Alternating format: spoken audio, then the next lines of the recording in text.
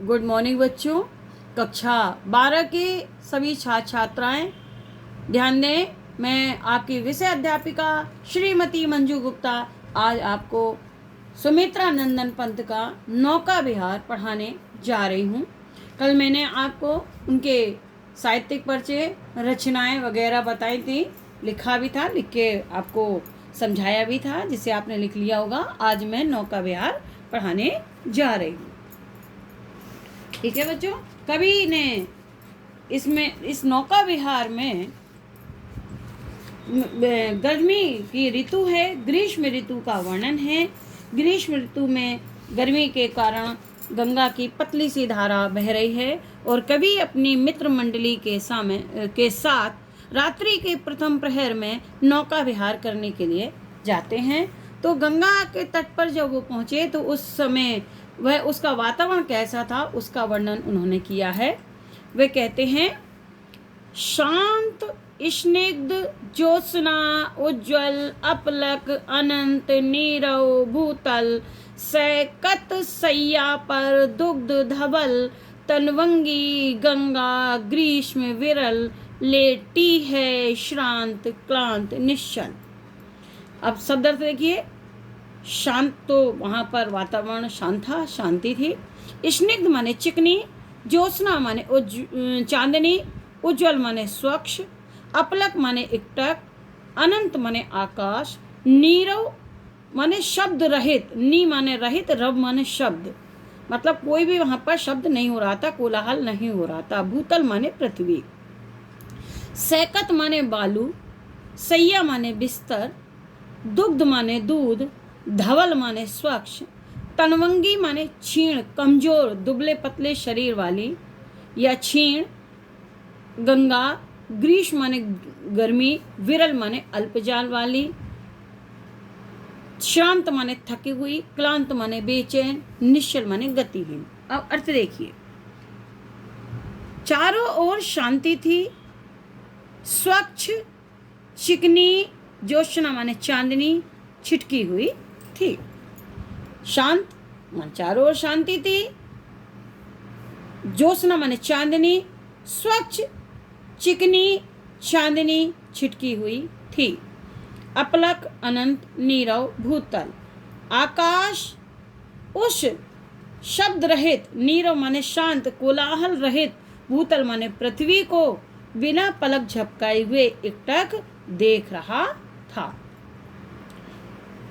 सैकत सैया पर दुग्ध धवल तनवंगी गंगा ग्रीष्म विरल लेटी है श्रांत क्रांत निश्चल।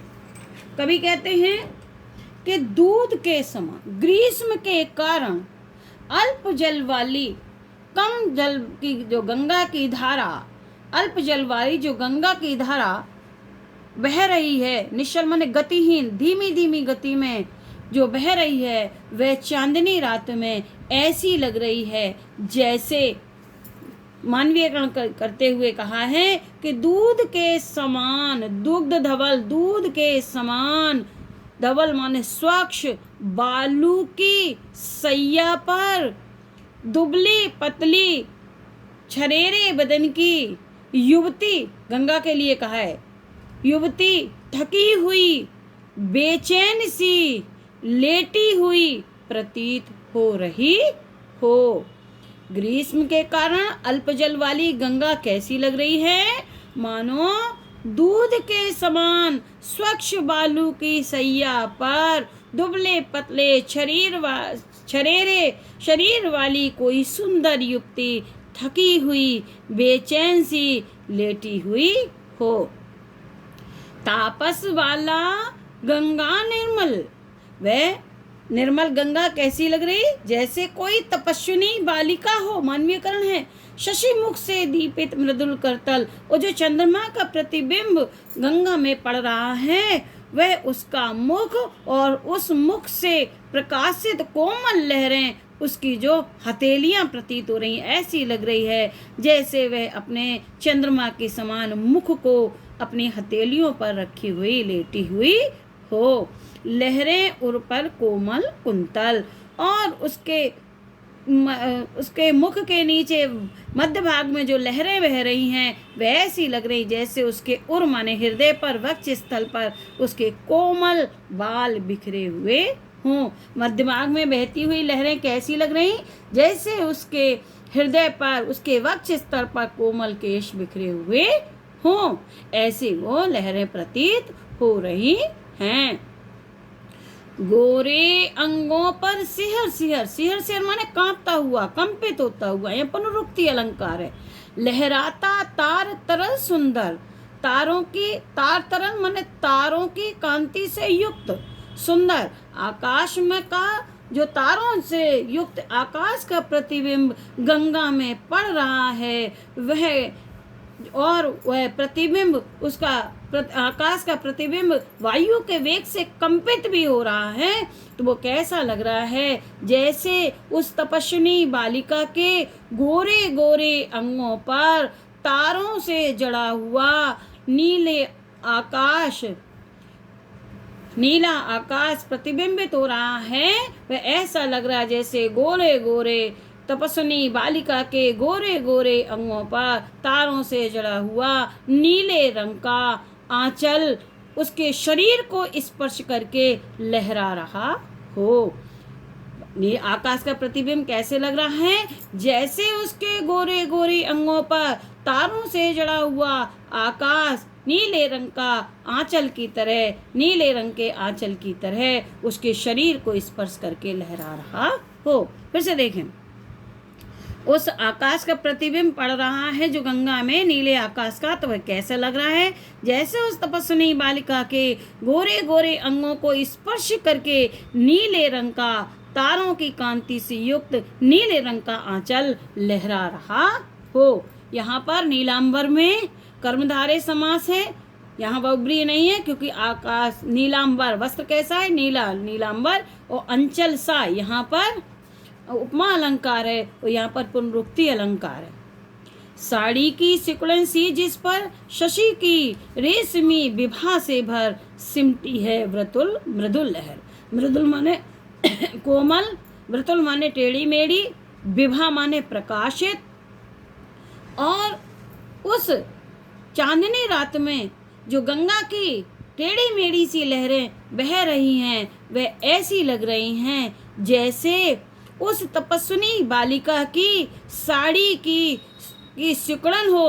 उस तपस्विनी बालिका की साड़ी लेटने के कारण सिकुड़ गई हो, ऐसी चांदनी रात में उस गंगा की लहरें प्रकाशित हो रही हैं। ऐसे भी लिख सकते हैं कि चंद्रमा की चांदनी में प्रकाशित वे लहरें ऐसी लग रही हैं जैसे उस तपस्विनी बालिका के लेटने के कारण उसकी साड़ी सिकुड़ गई हो, या उस तपस्विनी बालिका की साड़ी की सिकुड़न है, ऐसी वह चंद्रमा की चांदनी में गंगा की लहरें प्रतीत हो रही हैं। आप जैसे लिखना चाहें वैसे लिख सकते हैं।